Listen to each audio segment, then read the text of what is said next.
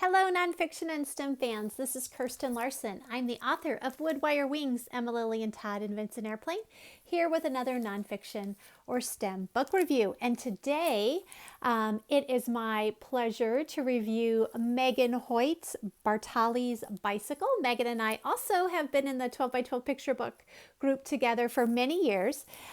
This is illustrated by Iacopo Bruno. And this is a really interesting story. I recently reviewed Nikki and Vera by Peter Siss, which raises the question, what is a hero and who can be a hero? And I think Bartali's Bicycle is another book that speaks to this. So Bartali is essentially an Italian Tour de France winner. Very talented man. And when World War II comes to Italy, he has to make a choice about what he wants to do to help. So here's where this idea of who can be a hero comes up first. There's excellent quotes from Bartali himself throughout the text, and here is one. But Gino said, no. Heroes are those who have suffered. I am just a cyclist. So he thinks he's not a hero, even though he's helping people because he's not suffering. But as we'll learn throughout the book, Gino Bartali really is a true hero.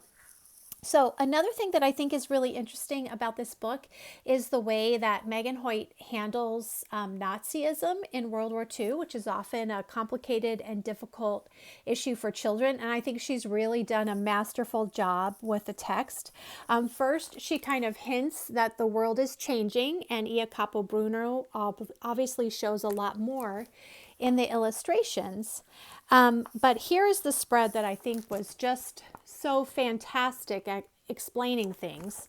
It says, tanks belched out thick smoke onto Italy's beautiful cobbled streets. Sirens screeched, bombs fell, and the strange new ideas became even stranger. A powerful leader said, people will fall for a big lie more easily than a small one.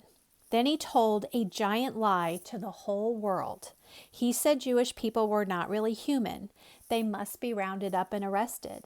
Gino was shocked at the news. Many of his closest friends were Jewish, essentially. And then it says Gino refused to believe the lie. Right? So here he's getting his call to action. But I love how Megan and Iacopo together kind of give the historical context without making it really complicated. So essentially what happens is Bartali uses his bicycle to smuggle forged identity documents to Jewish citizens. He creates diversions to allow Jewish citizens to be whisked off the train by resistance workers. He even hides Nazis on his own. This is really an incredible tale. At the end of the day, he is a very humble man who questions, his contribution because he wasn't doing something big and dramatic. But this is a really interesting read, a really fascinating part of the story showing how people all over Europe were resisting the Nazi and doing very important work in many different ways. So 2 thumbs up for Bartali's Bicycle.